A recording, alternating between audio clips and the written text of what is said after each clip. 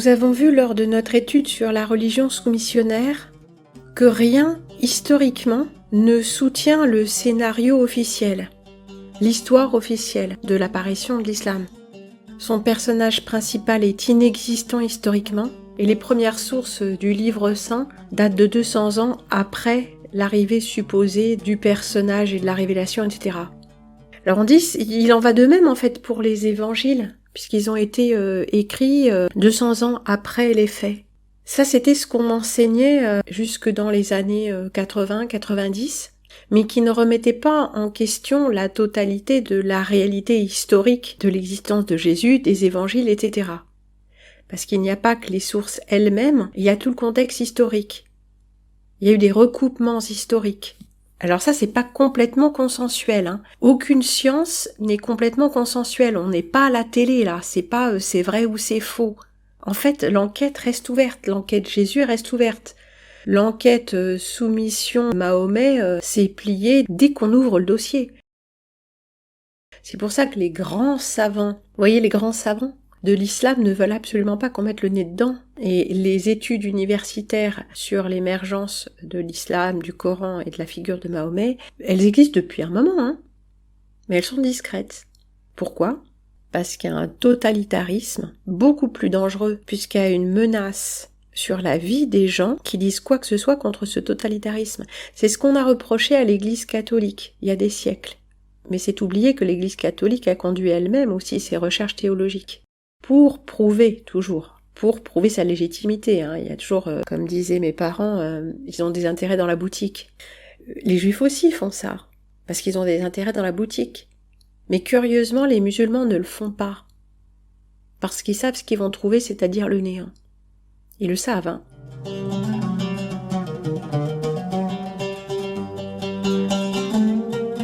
Alors ils ont un double discours. Ces points de référence théologiques ont un double discours, comme Nasir Kadi, qui a été obligé d'avouer en disant sans le dire, tout en le disant sans le dire, que en fait le Coran n'était pas préservé, qu'il y avait plusieurs Corans, qu'il y avait une version pour les croyants, et qu'ils n'étaient pas prêts à entendre la vérité, il fallait surtout les préserver de la vérité. Enfin, il l'a dit beaucoup plus, de façon beaucoup plus enveloppée que ça, et que les savants, eux, justement, ils se confrontaient à d'autres réalités, et que ils avaient été forcés à ça par les universitaires du monde entier qui étudiaient l'islam, et qui l'étudiaient d'un point de vue complètement blasphématoire. Oui, puisqu'il l'étudie comme on étudie quoi que ce soit d'autre, pour questionner sa véracité, pour questionner les conditions de son émergence, alors qu'on n'a pas le droit, il faut juste prendre la version officielle telle qu'elle est donnée, selon l'islam. Mais tous ceux qui n'ont pas d'intérêt dans la maison, ils étudient tout au même niveau. Et tout n'est pas au même niveau, justement, quand on l'étudie, on voit qu'il y a des choses qui ont une réalité historique, et d'autres qui n'en ont pas. Parce que une partie des détracteurs de la religion soumissionnaire sont des chrétiens. Alors on a les athées d'un côté, on a les chrétiens de l'autre, qu'ils soient protestants, catholiques. On a beaucoup de convertis au christianisme qui deviennent des fervents défenseurs de la liberté de conscience, qui retombent dans un système qui leur demande de ne pas interroger jusqu'au bout leurs croyances, évidemment, mais il y a une très grande marge et non toutes les idéologies, les religions, et les comportements ne se valent pas. D'ailleurs, c'est comme si le prophète de l'islam était l'exact inverse du Christ des chrétiens, l'exact inverse comportemental. D'un côté on a le viol, de l'autre on a la chasteté, d'un côté on a la prévarication, le fait de s'approprier des richesses, de l'autre côté on a la pauvreté, c'est-à-dire la simplicité, la pauvreté consentie, la pauvreté matérielle. D'un côté, on a le chef de guerre et de l'autre côté, on a une communauté fraternelle informelle. D'un côté, on a la violence, le jugement, de l'autre côté, on a la miséricorde absolue et la protection. D'un côté, on a un homme qui bat les femmes, qui terrasse ses ennemis, qui les punit, qui les tue, qui tue les prisonniers, qui a pouvoir de vie et de mort. De l'autre côté, on a quelqu'un qui refuse la violence au point de se laisser violenter sans répondre. Ouais, ça pose beaucoup de problèmes à beaucoup de gens ici-bas. qui pense que Jésus n'est pas un vrai mec parce qu'il se laisse cracher à la gueule et frapper, alors que l'enjeu est tout à fait ailleurs. Mais en tout cas, dans le récit, il protège la femme adultère. Alors adultère, est-ce que c'est une vraie pécheresse? Elle a été faire des choses qu'elle sait être immorale d'elle-même, ou bien, est-ce que c'est comme dans les crimes d'honneur, elle a été violée par le voisin et en plus elle va être lapidée? Dans ce cas-là, c'est pas un péché. Mais quoi qu'il en soit, elle est protégée. Elle a peut-être péché et devant la loi de Moïse, la loi du sang et drain, elle est punissable de mort. Et il la protège. Il met un écran entre son péché, qui est d'ordre moral, et la loi faite par des hommes qui s'exercent contre les femmes. Donc là, il y a une iniquité flagrante. Bien, donc on a un démarquage absolu, ce qui fait dire à la fin de chacune de ces interventions à l'abbé Pagès, qui peut venir après le Christ sinon l'Antichrist? Et à cet égard, on voit bien que toutes les accusations d'ordre moral peuvent être portées contre celui qui vient après le Christ. C'est terrifiant même.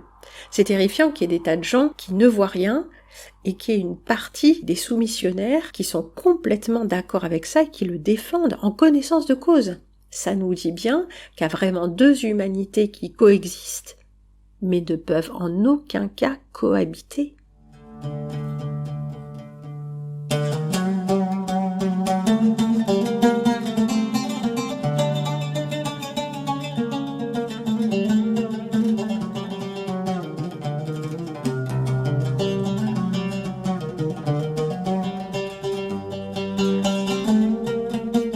Bref, il était question pour que ce soit les historiens qui aient une confession ou qui soient athées, que pour les autres humains, il était question de mettre en parallèle une histoire vérifiable du point de vue historique, une chronologie, et un discours religieux qui parle de lui-même, qui n'a pas de réalité historique.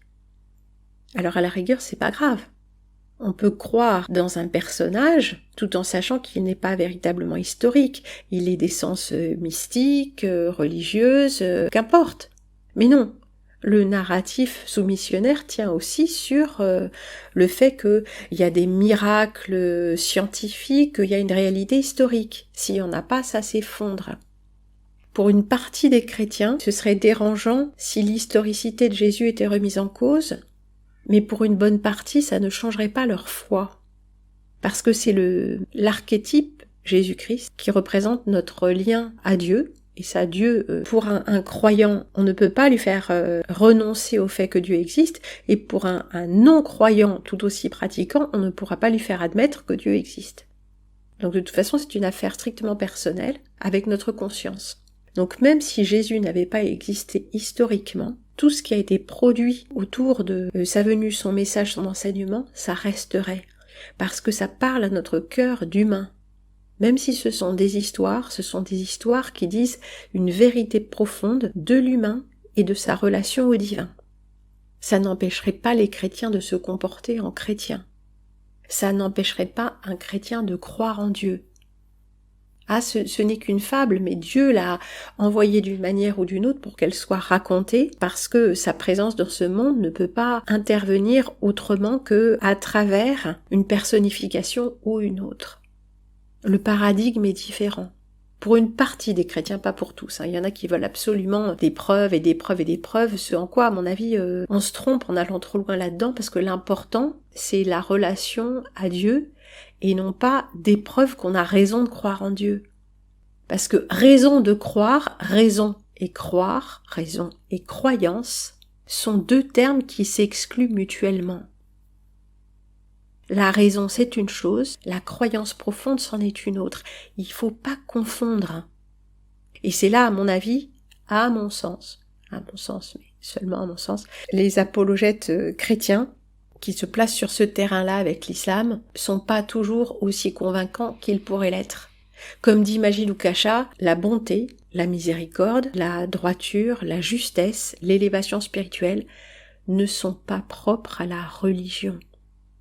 Elles sont propres à l'humain, aux qualités proprement humaines des humains.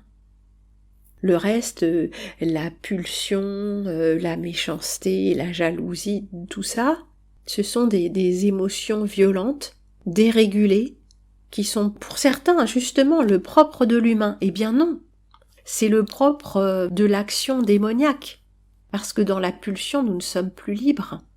Une pulsion sexuelle ou une pulsion de rage fait que nous ne sommes plus nous-mêmes. Donc ce qui est proprement humain à l'image de Dieu, ce sont toutes les bonnes qualités mises en avant par la religion chrétienne. Pas par la religion soumissionnaire, parce que ça c'est des mots. Ah, la bonté, la miséricorde. Oui, mais ça c'est des mots. Le mot n'est pas la chose. La miséricorde, c'est pas de couper la tête à tous ceux qui ne se soumettent pas. C'est pas ça la miséricorde, c'est même le contraire. Donc, souvenons-nous, le mot n'est pas la chose. Quand sur les directs des apostats, il y a des musulmans apologètes qui viennent, qui passent leur temps à insulter et qui disent « mais moi je respecte tout le monde », le mot n'est pas la chose. Son comportement dément ce qu'il dit de lui-même. Dément, ouais. C'est démentiel. Donc il suffit pas de dire « je suis le plus intelligent » pour que ce soit vrai. Il suffit pas de dire « moi je suis quelqu'un de très gentil » pour que ce soit vrai. Bon, c'est toujours ce discours absolument circulaire, je suis le plus gentil parce que je te le dis. Ben, c'est ça qu'il y a en fait dans le Saint Livre. Hein. C'est la vérité parce que c'est écrit parce que c'est la vérité. Alors, celui qui arrive à recevoir ça sans réfléchir, il a un problème d'ordre mental, d'ordre intellectuel. Il est dysfonctionnel intellectuellement.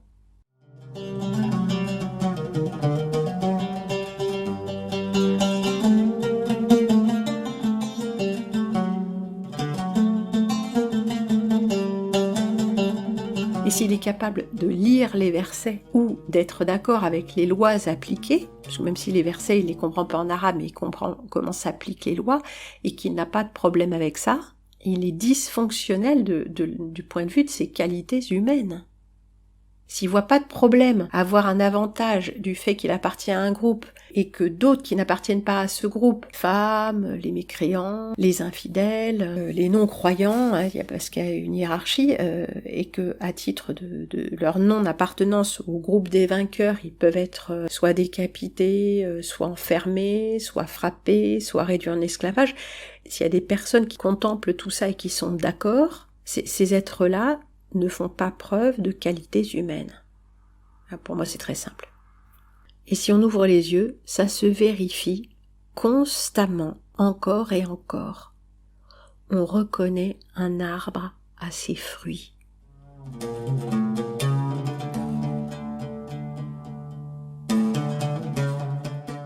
Alors rentrons dans le vif du sujet.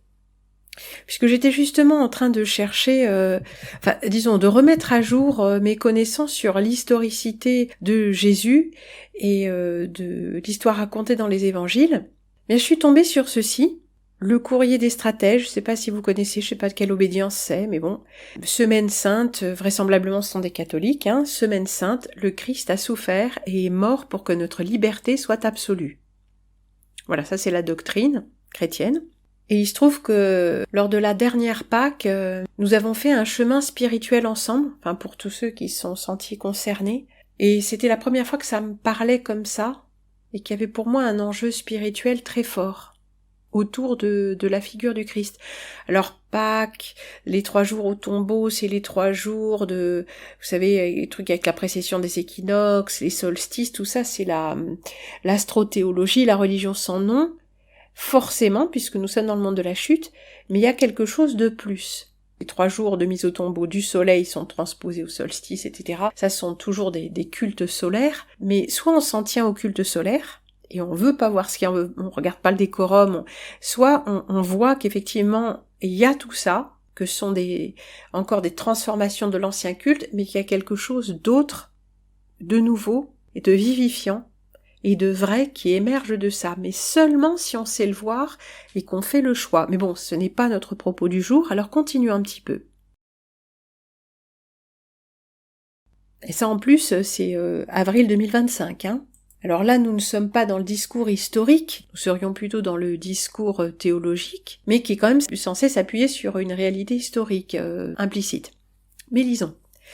Le Christ a été menacé dès le début de son enseignement par les autorités de Jérusalem pour différents motifs.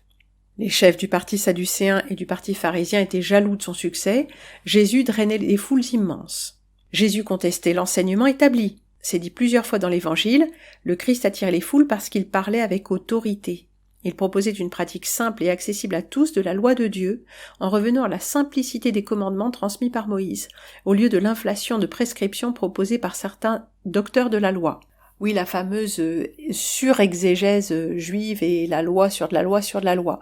Ceci dit, notre système parlementaire qui produit des dizaines de lois par jour est tout à fait modelé sur ce comportement d'inflation légale, légaliste, légiférante du modèle du Second Temple.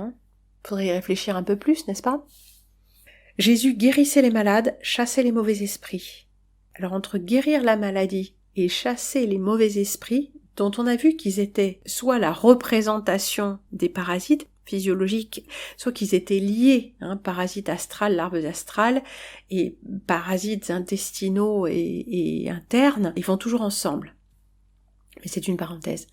Les autorités de Jérusalem soupçonnaient Jésus de descendance royale, de vouloir établir un royaume d'Israël indépendant. Oui, on dit un charpentier, mais c'est pas la thèse défendue par certains chercheurs historiens, pas théologiens, mais on va y revenir. Le plus grave cependant, aux yeux des autorités religieuses de Jérusalem, c'était le fait que Jésus se présente comme fils de Dieu. En hébreu ou en araméen, fils de renvoie à l'essence. Ibn ou Ben, oui, la façon de se définir par fils de. Et ça fait référence au Père toujours, fils de. Jésus se faisait l'égal de Dieu. Il blasphémait. C'est lors de sa comparution devant Caïphe, le motif invoqué pour le condamner à mort. Alors Caïphe, c'est le grand prêtre, le chef religieux suprême. Comment Jésus a-t-il été arrêté? Lisez le livre de Jacqueline Genot-Bismuth, Un homme nommé Salut. L'analyse que proposait il y a une trentaine d'années cette très savante hébraïsante à propos du calendrier de l'évangile de Jean permet de découvrir un véritable roman policier. Alors tenez-vous bien parce que c'est ça qu'on va étudier. Jésus est monté à Jérusalem durant les presque 3 ans de son enseignement pour les grandes fêtes du calendrier hébraïque. Plus le temps passait, plus les autorités religieuses de Jérusalem souhaitaient l'arrêter. Mais nous dit-on à plusieurs reprises, il n'osait pas à cause du peuple. Jésus n'avait pas d'armée. Ma royauté n'est pas de ce monde, dit-il au représentant de Rome, Ponce Pilate, lorsqu'il comparait devant lui. Mais il était adulé par la foule qui formait un rempart entre lui et les hommes de main du grand prêtre. Oui, puis on imagine qu'on se met pas forcément à dos la foule comme ça, quoi. Je sais pas quel était le rapport de force, finalement, entre les milices du grand prêtre et Jésus. Et puis il y a le pouvoir romain, il faisait pas n'importe quoi non plus, C'était aux Romains, en fait, d'arrêter Jésus, et pas aux milices du grand prêtre, parce que le pouvoir politique était aux Romains. Ils étaient sous une sorte de tutelle, de protectorat, d'armée d'occupation romaine. C'est ça la réalité historique. Et puis les historiens le savent toujours mieux, le Christ avait des disciples jusque dans les plus hautes sphères de la société. Nicodème qui vient voir Jésus au début de l'évangile de Jean, Joseph d'Arimathie dans le tombeau duquel on dépose le corps de Jésus descendu de croix, aujourd'hui l'église du Saint-Sépulcre. Pensons aussi au riche propriétaire terrien Lazare que Jésus ressuscite dans les derniers mois de sa vie publique. Oui, c'était son ami. Donc tout ça, et le tombeau, tout ça, posséder un tombeau personnel, tout ça c'est des signes extérieurs de richesse. Donc il connaissait des gens très bien placés. Mais c'est pas encore tout. Si j'en crois les recherches de Jacqueline Genot-Bismuth et de mon maître Claude Tresmontant, Jean, l'auteur du 4e évangile, de 3 épîtres et de l'Apocalypse, était un membre du haut sacerdoce. Tresmontant pense même qu'il était l'un des fils de Hanan, frère de Caïphe. Et Hanan, on l'appelle dans l'évangile Anne. Anne, oui, comme la mère de Marie. Anne, A-2-N-E. Anne et Caïphe. Donc le fils du grand prêtre.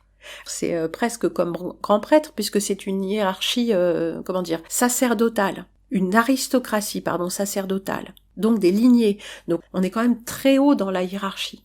L'idée se répand que le Théophile, destinataire de l'évangile de Luc et des Actes des Apôtres, est un autre fils de Anne, frère de Caïphe, donc lui aussi. Donc Luc n'était pas un apôtre. Luc a écrit d'après. Il a recueilli les témoignages. Alors Jacqueline Genot-Bismuth, c'est ma mère. Et moi j'ai entendu parler de ça toute mon adolescence. Que justement Jean de l'évangile de Jean, de l'Apocalypse de Jean, c'était lui-même un grand prêtre. Ou sinon un grand prêtre, un prêtre. Et on va le voir parce qu'il a ses entrées au temple.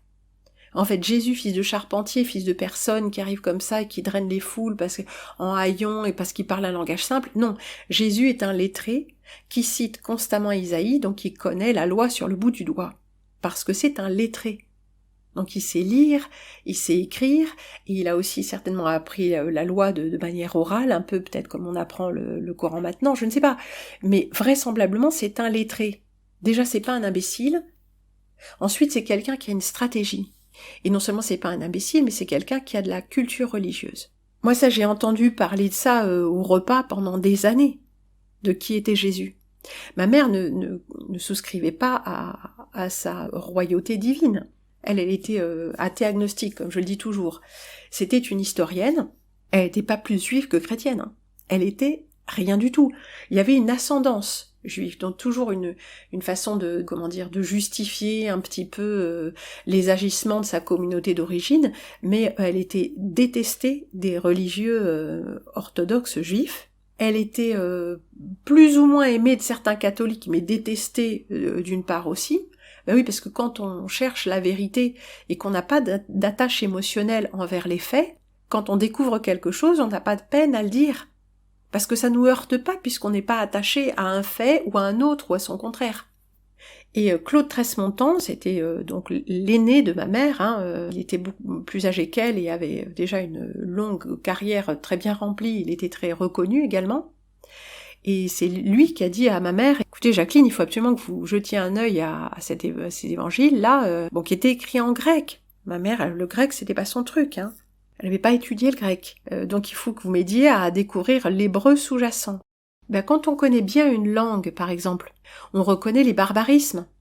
Par exemple, si vous écoutez une vidéo YouTube, mais que c'est pas du super français, parce que ça a été traduit par une intelligence artificielle, c'est-à-dire automatiquement, et qu'il y a des mots qui semblent être des calques de l'anglais, du mot à mot. Vous allez vous dire, ouais, non mais on dit pas comme ça en français. Donc vous comprendrez à travers ça qu'il y a un texte d'origine qui est en anglais. Que c'est pas à l'origine un texte français écrit en bon français.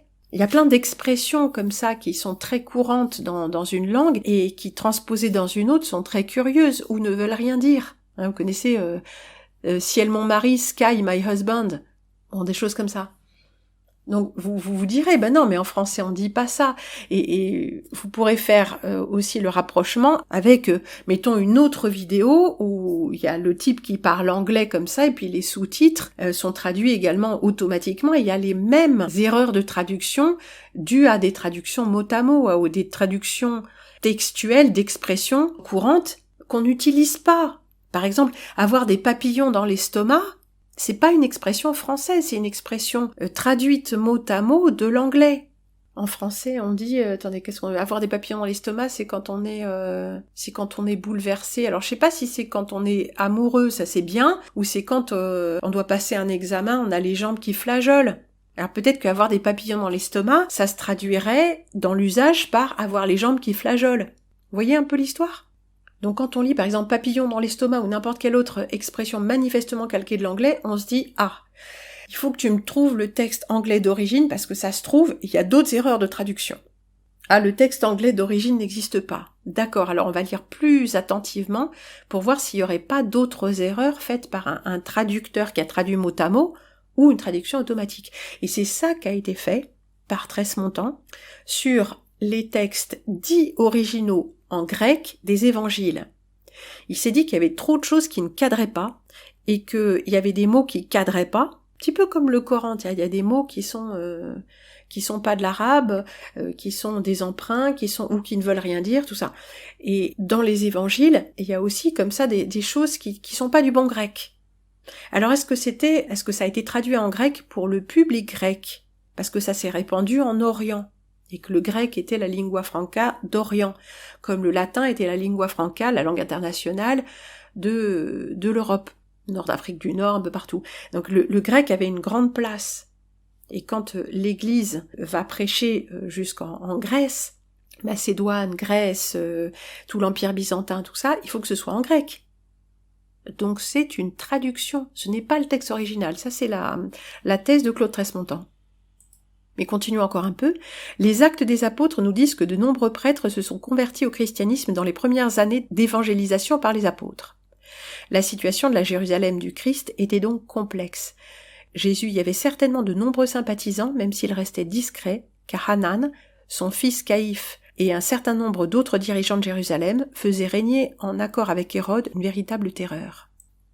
Voilà ce qui explique cependant que Caïphe, donc le grand prêtre, n'ait pas pu faire arrêter Jésus sans la trahison de Judas. Même pourchassé par les autorités religieuses, il dispose de complicité jusqu'au cœur de Jérusalem et seul un de ses apôtres pouvait savoir que Jésus allait souvent avec ses proches dans le jardin de Gethsémani où se trouvaient les oliviers, à partir desquels on produisait l'huile sacerdotale. Donc c'est pas rien. Les huiles. Bah oui, les huiles. Jésus, ça veut dire oint, onction du Seigneur. Hein. Si on oint les rois de France, c'est parce que les rois d'Israël étaient oints. Ouais, c'est fou, hein. Alors ça passe par une filiation par l'Église catholique, mais en fait tout ça, ça nous ramène au judaïsme. Hein. Bon, pourquoi s'est-il laissé arrêter ? Là, ça devient vraiment de la théologie. Pourquoi s'est-il laissé arrêter ? Pour accomplir, pour que le sacrifice soit consommé. Bah sinon, il se passe rien. Mais justement, lisons la critique de Un homme nommé Salut, Genèse d'une hérésie à Jérusalem. Je me souviens quand ce livre est sorti, ça commençait à être le début de l'heure de gloire de ma mère. Alors pas dans les médias ou quoi que ce soit, hein, juste dans le milieu universitaire. Ça a fait l'effet quand même d'une petite bombe. Petite, hein. Mais 95, hein. Dans cette discipline scientifique qui est l'exégèse critique, certaines erreurs majeures enseignées depuis des générations ont totalement faussé notre compréhension des origines chrétiennes. Depuis le début du XIXe siècle, il était communément enseigné que l'évangile de Jean était une composition tardive sous l'influence hellénistique, gnostique ou iranienne. Hellénistique donc de la Grèce, gnostique de tout ce courant ésotérique, ou iranienne. Vous voulez dire comme Al-Tabari, Al-Bourari et Muslim.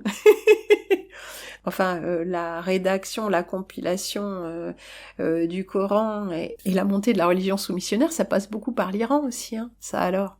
Jacqueline Genot-Bismuth établit, avec une science exceptionnelle de la plus ancienne littérature rabbinique, et en exploitant les découvertes récentes, archéologiques notamment, hein, je précise, que l'évangile de Jean est en réalité un script. La traduction en grec de notes prises en hébreu par Yohanan, qui était un Cohen. Alors Yohanan, c'est Jean, hein, Jean de l'Évangile, qui était un Cohen, donc un prêtre, dit en français. Hein.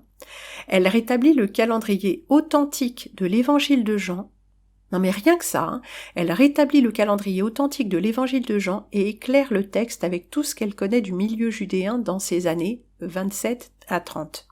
Ces recherches sont aujourd'hui confirmées, à l'heure où sort cette deuxième édition, par les dernières découvertes du père O'Callaghan et du père Tiède sur la datation des premiers manuscrits chrétiens, notamment le fragment 7Q5 de Qumran. Les manuscrits de Qumran, hein, bah vous vous intéresserez un tout petit peu à ça. Hein.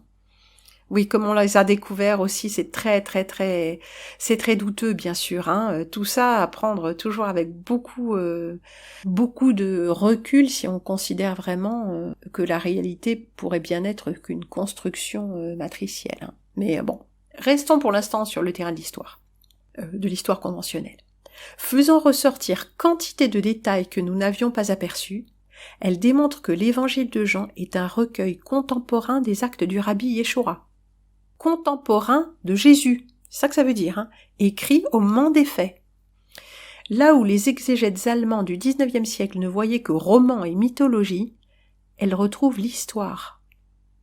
Une méconnaissance profonde du milieu ethnique judéen explique la longue erreur passée. Oui, parce que si on n'a pas les codes, quelque chose qu'on vous raconterait, même quelqu'un qui aurait vu pendant ses vacances en Asie du Sud-Est des tas de choses et qui les raconterait comme ça, pourrait s'en faire une idée tout à fait erronée si un guide sur place ou quelqu'un qui serait bilingue ne lui dit pas « Tu vois pourquoi ils font ça au temple ?» Parce qu'en fait, dans la religion bouddhiste ou hindouiste, ou dans cette partie du monde, on fait ci, on fait ça. Ah, d'accord, moi je croyais que ils étaient fâchés. Non, le prêtre et les fidèles rejouent un épisode du passé avec une bataille. Bon voilà, il pourrait y avoir des quantités de contresens qu'on ferait, hein, quand on n'a pas le contexte, justement. La méconnaissance profonde du milieu ethnique judéen explique la longue erreur du passé. Cette méconnaissance est due à l'enseignement du mépris et à la détestation du judaïsme qui sont constants dans la philosophie allemande, maîtresse de l'exégèse critique allemande suivie par la plupart de nos exégèses depuis Renan et Loisy. Oui, parce qu'il faut savoir que pendant très longtemps, l'Église catholique a enseigné la détestation du judaïsme et des juifs parce que c'était ceux qui étaient dans l'erreur théologique et il y avait vraiment une profonde détestation qui n'existe plus maintenant. Parce que c'est plus dans l'air du temps. Devant ces hypothèses fondées sur des présupposés philosophiques étrangers à la réalité, s'appuyant sur une longue pratique de la littérature rabbinique ancienne et une connaissance scientifique du milieu ethnique judéen, le livre de Jacqueline Junot-Bismuth constitue une révolution dans la connaissance des origines chrétiennes. Alors effectivement, littérature rabbinique, elle a fait ça pendant des années, sinon des dizaines d'années, je sais pas, avant d'arriver à s'intéresser à la Palestine au temps de Jésus. Parce qu'il y avait tout ce background, comme on dit, ce bagage intellectuel. Et puis du fait que ce soit pas une théologienne ou quoi que ce soit, elle s'intéresse, on va mettre ça au présent, au terrain, au terreau ethnique.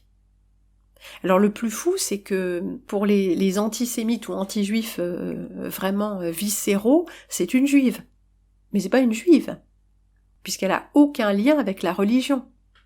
Déjà, c'est une femme, ça les universitaires théologiens religieux israéliens qu'elle a fréquentés pendant des années au congrès des études juives, tous les 4 ans à Jérusalem, ça ils la détestaient pour ça.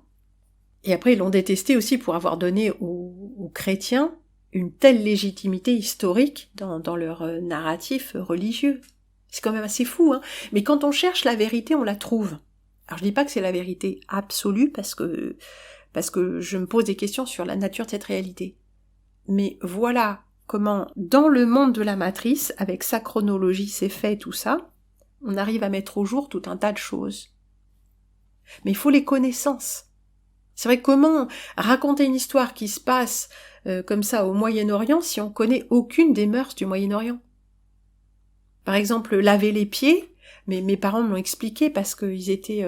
et mon père, le premier, lui, il a vécu dans le désert ces premières années, dans les forts avancés, puisque mon grand-père était douanier. Donc il disait, c'est très simple, quand quelqu'un arrive dans le désert, la première chose, c'est qu'on lui donne de l'eau. On lui donne à boire, on lui offre de l'eau. Donc c'est pas rien d'offrir un verre d'eau, et chez des gens qui ont été élevés comme ça, par des gens qui avaient été élevés comme ça, la première chose qu'on fait quand quelqu'un arrive, c'est de lui proposer un verre d'eau.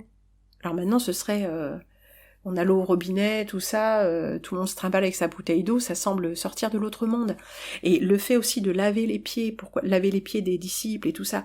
Parce que c'est un geste qui, dans le désert, et Jérusalem c'est assez désertique, surtout à l'époque, dès qu'on se déplaçait, c'était pas sur des routes avec du macadam, il y avait du sable et de la poussière, c'est sec. Donc quand on marche avec des sandales, on a les pieds couverts de poussière. Donc quand quelqu'un arrive, la première chose c'est qu'on lui offre de l'eau, la deuxième c'est quand on veut l'honorer, on lui lave les pieds. Déjà ça le défatigue et ça le rend propre pour pouvoir rentrer dans la maison, s'asseoir par terre sur les tapis. Ce sont des choses qui sont évidentes. On dit, pourquoi lui a lavé les pieds? Mais pour une raison très simple. Parce qu'il sortait pas de la bagnole et que tout est poudreux dans ces endroits-là. Et que quand on invite quelqu'un à rentrer chez soi, on va s'asseoir par terre sur des nattes ou des tapis, on va pas s'asseoir en amenant toute la poussière. Plus le fait que un bain de pied ou se laver les pieds quand on a marché de longs kilomètres, ça défatigue. Donc toutes ces choses ont une réalité contextuelle et ethnique.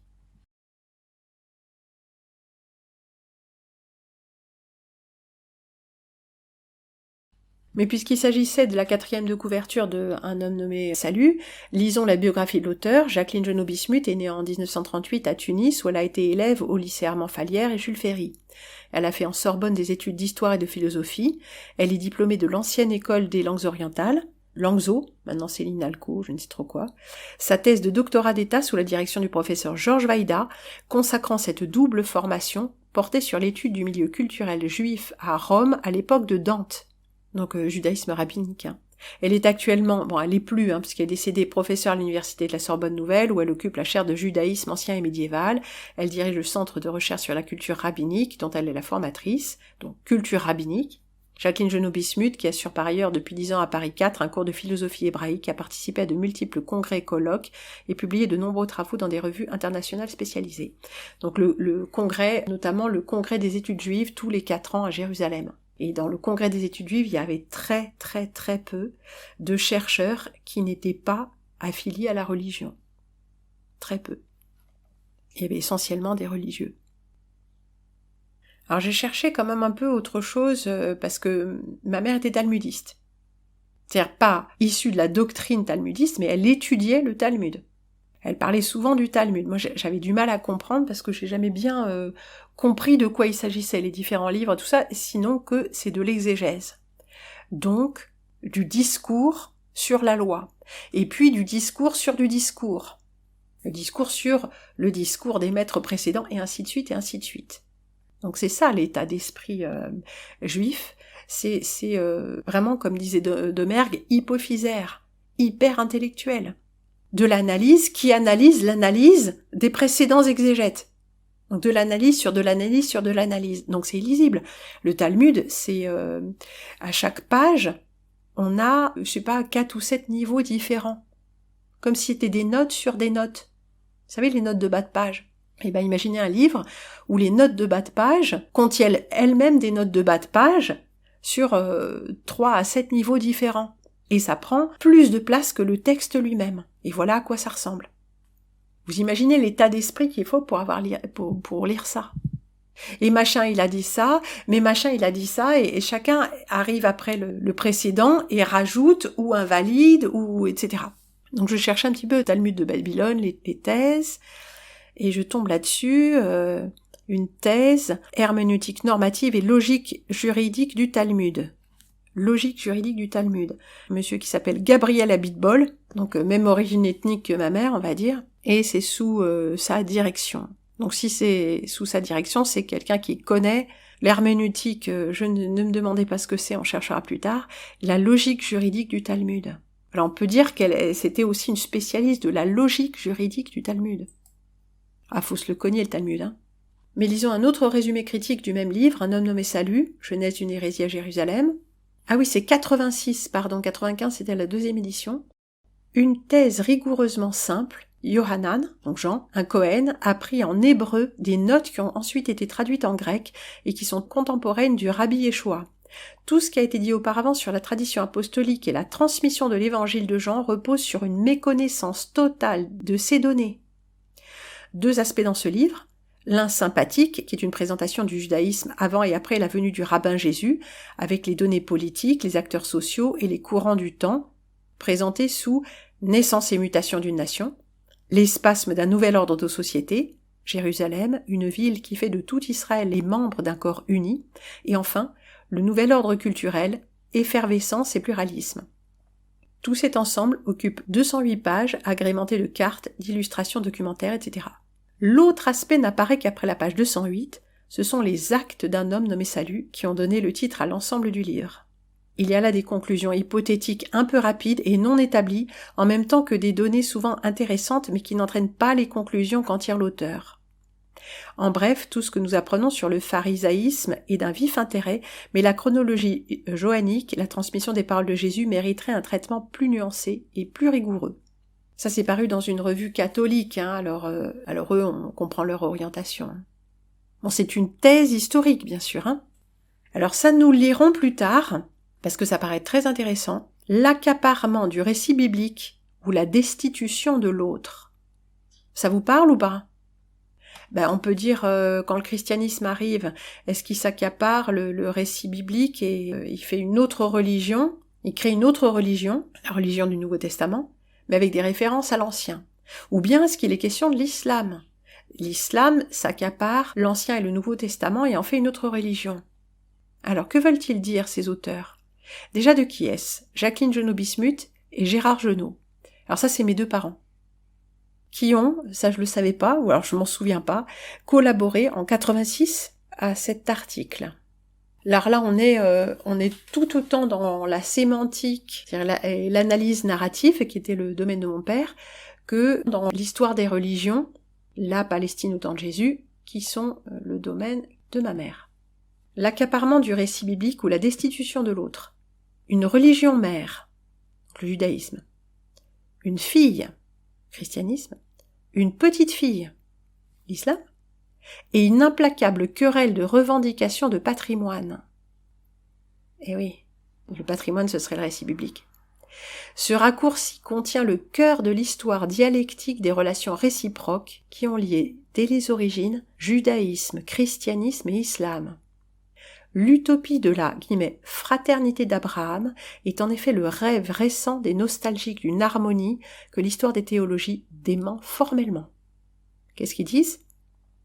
Que la soi-disant religion abrahamique, qui relierait les 3 religions du livre, et qui a permis une coexistence pacifique des 3 religions pendant un âge d'or, ça n'a jamais eu lieu. Mais ça nous le lirons plus tard, parce que ça nous emmènerait trop loin, mais ça paraît très intéressant. Et en plein dans notre sujet. Mais poursuivons encore un petit peu, le Forum catholique, à propos toujours du même livre, Jean est un familier du temple et des prêtres, ce qui lui permet d'entrer sans problème chez le grand prêtre. Et oui, parce qu'il y a ça dans l'évangile, il faut relire l'évangile de Jean, chers amis. Là où Pierre aura quelques difficultés avec la servante, avant que le coq chante 3 fois.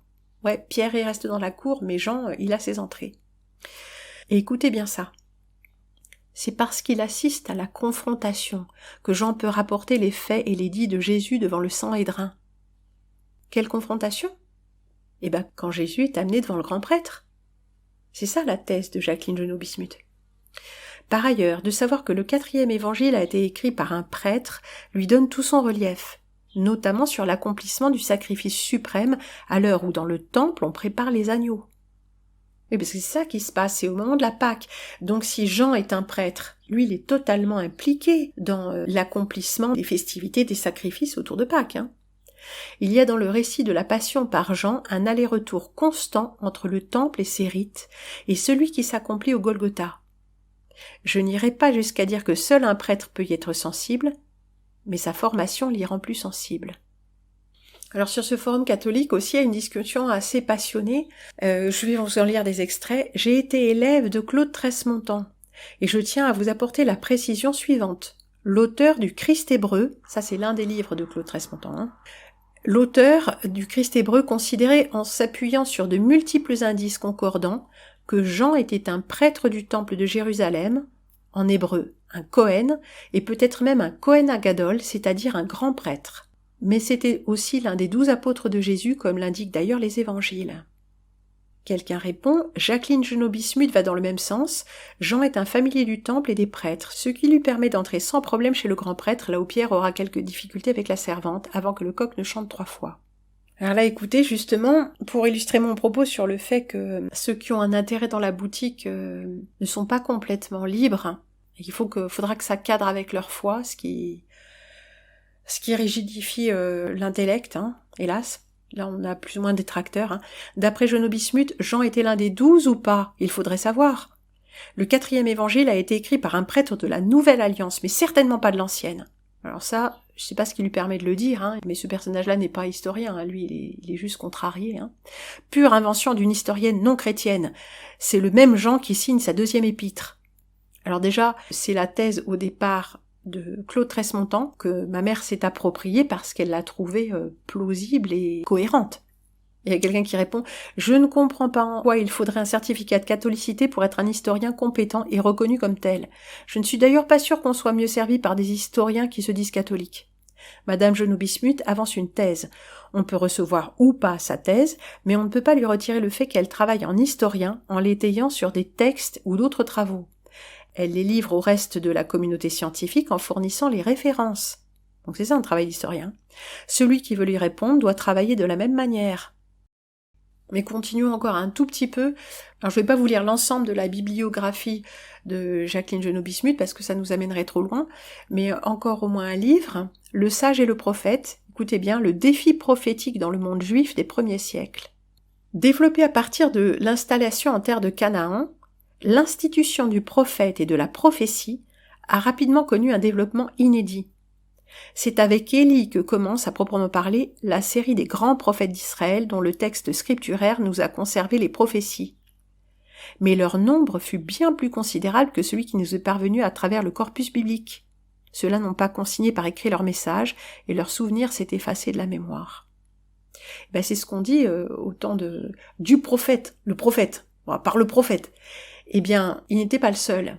Il y avait plein de prophètes. Prophète, c'était une activité à la mode. D'autres ont laissé leur nom, comme Nathan, qui tensa David pour son inconduite avec Bethsabée, ou Aïa à Siloni, dans Roi 1:11. L'institution atteint son apogée à l'époque royale. Son histoire décrit en quelque sorte une courbe historique parallèle à celle de l'histoire de la monarchie. La ruine de la royauté judéenne et la destruction de l'État, suivie du premier exil en Babylonie, là où est écrit le Talmud de Babylone, voit le déclin progressif du prophétisme et de l'institution prophétique. Au 1er siècle, l'époque des prophètes est depuis longtemps révolue. Donc, 1er siècle, c'est le siècle de la naissance de Jésus. Et la prophétie n'est plus une réalité familière, mais un patrimoine ancestral. Elle est depuis longtemps tarie et son renouvellement dans le futur est désormais perçu comme le signe avant-coureur des temps eschatologiques et du Messie. Donc la fin des temps. Un des phénomènes les plus décisifs de l'époque, l'émergence de celui qui ne fut d'abord qu'une hérésie hébraïque, la secte de Jésus et de ses disciples, est l'une des vraies clés de l'élaboration à cette époque tardive du concept de prophétie. C'est en effet parce que les premières manifestations de Jésus et des apôtres sont avant tout prophétiques qu'elles sont perçues par nombre de rabbins comme la source directe d'un péril mortel. Pris entre la nécessité de glorifier la prophétie de la grande époque passée, sous peine de commettre un sacrilège à l'égard de la loi écrite, et celle d'écarter toute velléité de sa prétendue reprise avec les Nazaréens, les rabbins ont peu à peu édifié une doctrine dont nous allons essayer de mieux connaître la genèse et les traits. Donc on peut dire, ça c'est un livre sur la façon dont les Juifs ont réagi à la nouvelle doctrine apportée par Jésus et ses disciples. Donc ça c'est encore historique. Et puis nous avons le fameux Jérusalem ressuscité, Jacqueline Genobi-Smith. Alors je suis souvent citée comme co-auteur, oui mais toi avec ta mère, toi... oui, moi j'avais 16 ans, 17 ans, et j'ai accompagné ma mère à Jérusalem lors du congrès des études juives, et à ce moment-là je faisais beaucoup de photos argentiques, et j'ai pris pour elle des photos. Elle m'a dit tu seras mon photographe, donc elle m'a emmenée avec elle. En fait elle m'a payé des vacances, 2 semaines comme ça, j'étais avec ma mère, et j'ai pris pour elle toutes les photos qu'elle me demandait. Ça c'est Holy Land, c'est la maquette de Jérusalem reconstituée d'après les fouilles archéologiques et le travail des historiens, donc cette maquette elle est régulièrement remise à jour.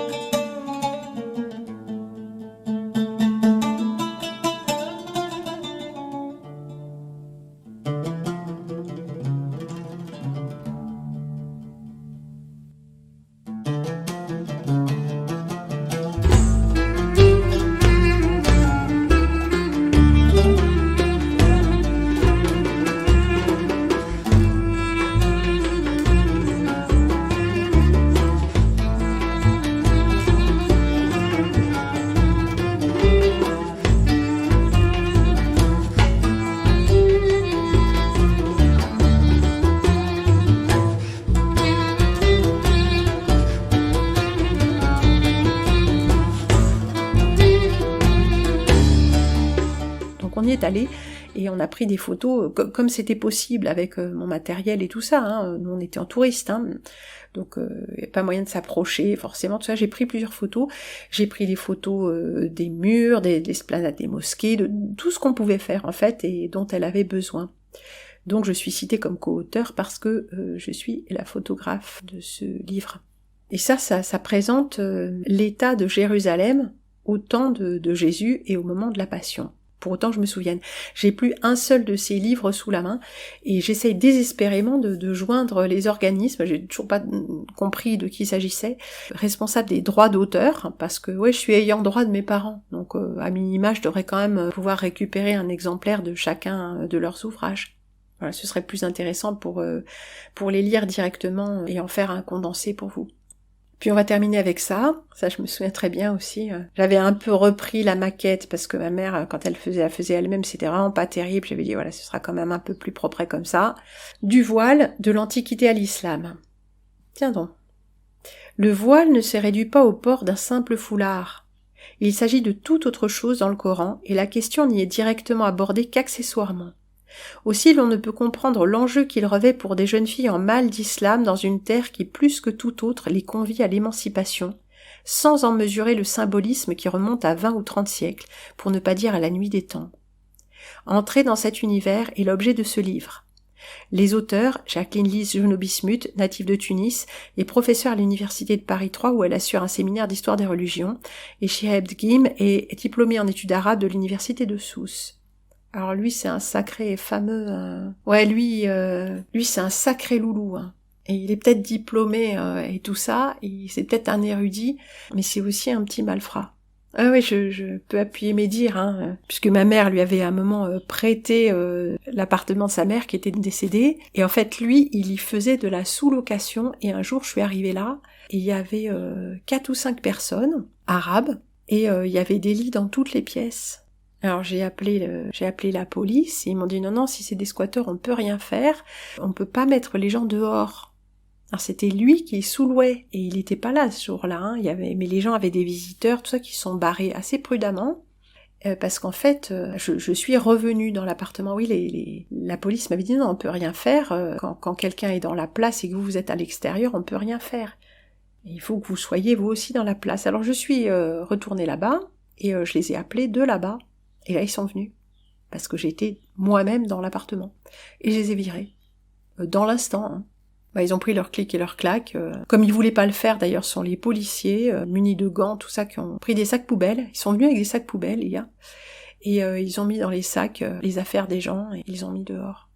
Bah oui, parce qu'ils avaient pas de titre à être là. Moi, je les connaissais pas, ces gens. Alors, l'autre leur avait extorqué, je ne sais pas, du pognon, alors que ma mère prêtait l'appartement à Chiheb. C'est fou, hein. Puis elle était déjà décédée, donc il avait vraiment aucun titre à être là, quoi. Donc c'est le jour où j'ai viré des squatteurs. C'était dégueulasse. Non, c'était pas si dégueulasse, mais il y avait une fuite dans les toilettes, d'eau propre, Dieu merci, mais il y en avait 5 centimètres au sol. Ouais, parce que le sol était un peu pentu à cet endroit-là, apparemment. Peut-être exprès pour justement, s'il y avait une fuite, ça n'allait pas dans tout l'appartement, sur le plancher. Et nous finirons sur cette anecdote un peu lamentable mais assez cocasse malgré tout. Ce premier épisode de Survol, consacré ici à Jacqueline Genot-Bismuth, mais nous reparlerons d'elle et nous reparlerons surtout de Claude Tresmontant, du Christ hébreu, des évangiles hébreux, araméens sous la couche grecque, mais surtout contemporains. Et cette histoire biblique de Jésus, vous le verrez, va nous ramener assez rapidement à l'objet de nos études actuelles.